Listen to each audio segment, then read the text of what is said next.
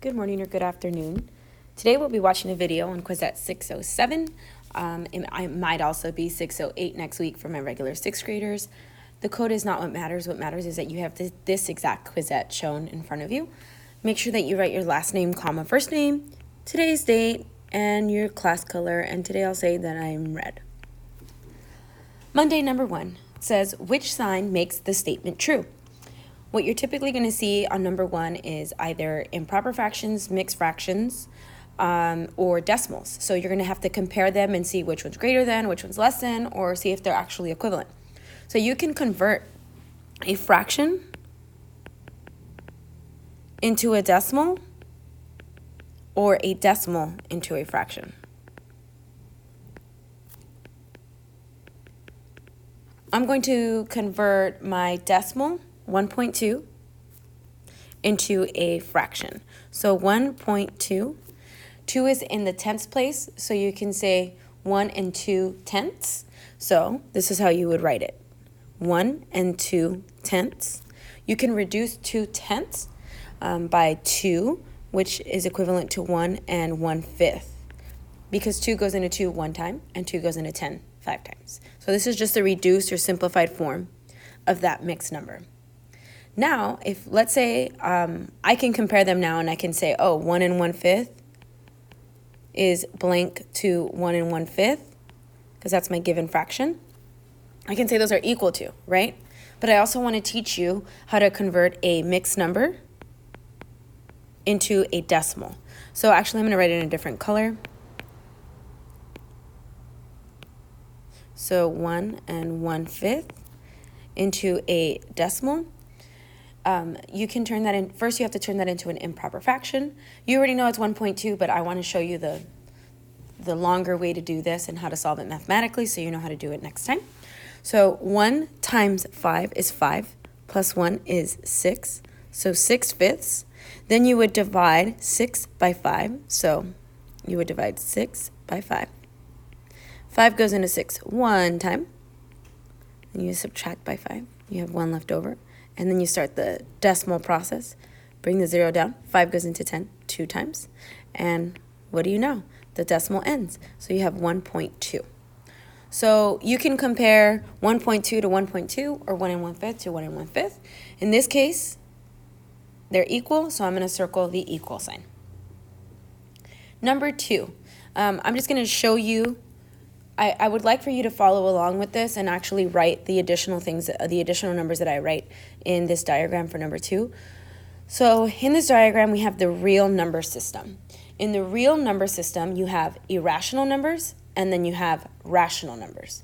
If a number is irrational, then it is not rational. And it goes also that if a number is rational, it's not irrational. Numbers that are irrational, you're not going to learn about in 6th grade.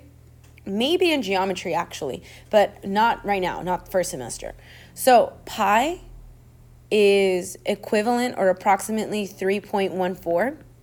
We actually cut it off at 4 in middle school and in high school, but in college you'll see that pi is just, it never ends, it doesn't have a pattern, and it's considered a transcendental number. It's also an irrational number. That's all you need to know about pi. It's irrational. The square root of 2 is also irrational. Okay, now if we look at rationals. Rationals, I want you to try to fit that in there, are fractions and decimals that terminate or end or have a repeating pattern. Sorry guys, I actually had to stop recording right there.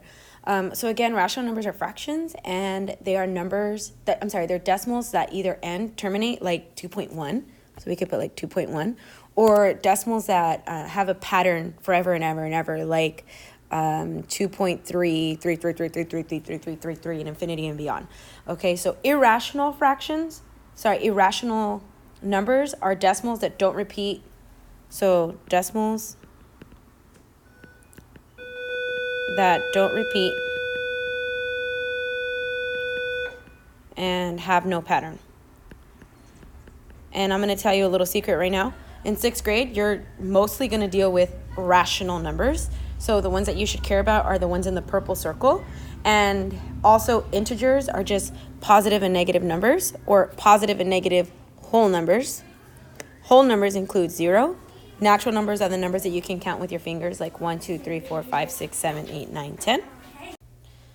So I'm going to start from the orange box up. So natural numbers are 1, 2, 3, 4, 5, 6, 7. Basically, numbers that you can count like palm trees with, like 1, 2, 3, 4, 5 palm trees. Whole numbers include all the natural numbers, but whole numbers also include 0. And so the integers, which is that like teal type of color, integers, include all the natural numbers, the whole numbers, which is just 0, and the natural numbers. And then now it also includes the negative form of them, or their opposites. So we have -3, -2, -20, but they have to be opposites of natural or whole numbers, okay? So integers can't be fractions, decimals, or anything like that. Now, rational numbers, which you're also dealing with in 6th grade and in 7th grade, are decimals, fractions, positive decimals, negative decimals, positive fractions, negative fractions, and 0. Okay? So now we can answer these questions. Choose true or false for each statement. All rational numbers are also integers. Well, let's look. All rational numbers are integers. That's false, because all integers are rational numbers, but not all rational numbers are integers. 0 is not a rational number. That's false. 0 is a rational number. What's not a rational number? Pi and square root of 2, and there's more examples, but we don't really want to know about those right now. C, all integers are rational numbers. Let's see, are all integers inside of rational numbers? Yes, they are. Yes, they are. So that's true. D, all rational numbers can be written in the form A over B. This is true. That's actually the definition of rational numbers, that any number can be written into a fraction, then it's a rational number. A rational number can be turned into a fraction. Okay, number 3, it says explain how to write a rational number 3.21 in the form A over B.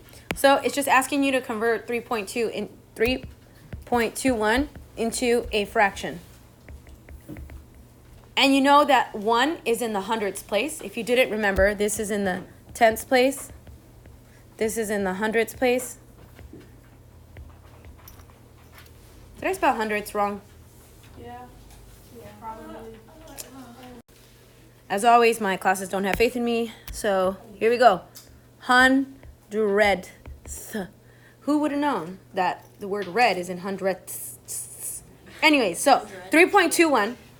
If we're converting that into a fraction, we have 3 wholes and 21 hundredths of another whole. So we're going to write 21 hundredths. And we ask ourselves in our heads, can we reduce that fraction? No. And the answer is no, thanks to my overachieving yellow class. They answered it for you, purple. But yeah, so you're done. You put it in the form A over B. You put it in the form of a fraction. Another way you can convert it into a fraction is you can multiply 3 by 100 and then add 21. So that would be 321 over 100. So both of those are correct, but obviously this one's prettier, so we're going to box that one. 3 21 hundredths.